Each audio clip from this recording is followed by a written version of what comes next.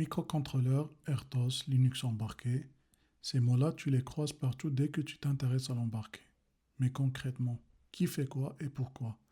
C'est exactement la question à laquelle on va répondre aujourd'hui. On repart de zéro, pas de prérequis, juste les bases bien posées. Un système embarqué, c'est simplement du matériel plus du logiciel intégré dans un produit pour une tâche précise. Contrairement à ton PC qui peut faire 1000 choses à la fois, un système embarqué est conçu pour en faire une seule et la faire parfaitement bien. Pour que ce soit encore plus clair, faisons une comparaison. Par exemple, ton PC. Il y a facilement plus de 200 applications installées dessus. Il est généraliste, il peut tout faire. Maintenant, si tu prends ta machine à laver, elle fait 3 choses. Elle lave, elle rince et elle sort. Et c'est exactement pour ça qu'on n'utilise pas un PC pour piloter une machine à laver. Ce serait ridicule, surdimensionné et bien plus fragile. L'embarqué, c'est vraiment l'art de faire le bon outil pour le bon travail. Sauf que concevoir un système embarqué, ce n'est pas coder comme on coderait une appli web. Il y a 4 contraintes fondamentales qui changent complètement l'approche. La première, c'est la consommation. Ton objet doit souvent tenir sur batterie, parfois pendant des années. Donc pas question de gaspiller le moindre milliampère. La deuxième, c'est le coût. Quand tu fabriques 1 million d'unités, chaque centime sur le composant compte. Un microcontrôleur à 50 centimes de plus, c'est directement 500 000 € de marge en moins. La troisième, c'est la taille. On ne parle pas de mètres carrés, on parle de millimètres carrés. Le circuit doit rentrer dans un boîtier minuscule, parfois à l'intérieur d'une montre. Et la quatrième, c'est la fiabilité. 20 ans sans reboot, sans mise à jour, sans quelqu'un pour relancer le système s'il plante. C'est ça la vraie cible de l'embarqué bien conçu. Et pour illustrer cette idée de fiabilité, voilà un exemple concret. Cette machine à laver date de 2025. Zéro reboot, zéro mise à jour, zéro intervention. Elle démarre, elle tourne, elle s'arrête. Tous les jours, depuis 2 décennies. C'est ça l'embarqué bien conçu. Pas spectaculaire, pas glamour, mais parfaitement fiable. Et crois-moi, c'est beaucoup plus dur à réaliser qu'une appli qui crache une fois par semaine. Maintenant qu'on a bien défini ce qu'est un système embarqué et pourquoi il est si particulier, parlons de comment on le construit concrètement. Parce qu'il n'y a pas une seule façon de faire. Il en existe 3 grandes et elles sont très différentes. Le bare metal, le RTOS et le Linux embarqué. On commence par la première famille, le bare metal. Traduction littérale, le métal nu. Et c'est exactement ce que c'est. Pas d'OS, pas de couche intermédiaire. Ton code s'exécute directement sur le processeur. On parle de quelques kilooctets de RAM, de cartes comme l'Arduino Uno, le SP32 ou la STM32F0. Et des langages comme C, C++ ou MicroPython pour les débutants. C'est le plus simple, c'est le plus léger et c'est souvent le bon choix, tant qu'on n'a pas besoin de plus. Avant de passer à la famille suivante, il y a un malentendu très courant que je dois corriger, parce que je le vois tout le temps. Temps réel ne veut pas dire rapide. C'est vraiment l'erreur que font presque tous les débutants.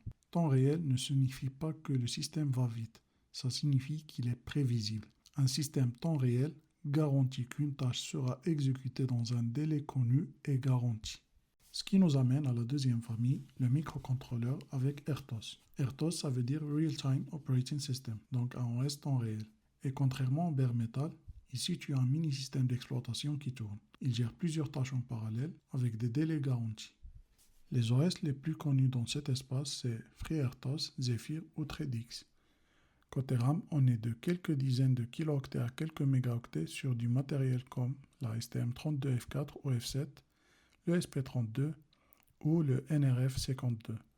Les langages les plus utilisés sont C et C++.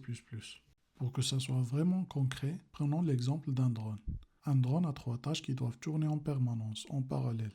T1, lire le gyroscope.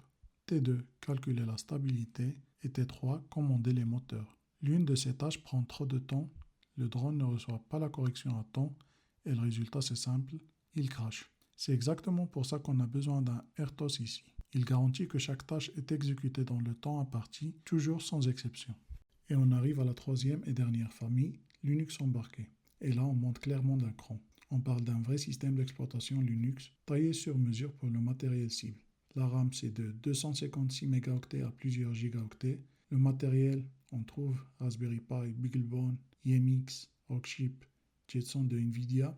Et les langages C, C++, Python, Rust. C'est la solution naturelle quand ton produit a besoin d'un écran, d'une connexion réseau complexe, de stockage ou bien d'intelligence artificielle. Mais attention, Raspberry Pi plus Raspberry Pi OS comme le Raspbian, ce n'est pas du Linux embarqué industriel. Le Raspberry Pi, c'est un excellent outil pour apprendre et pour prototyper.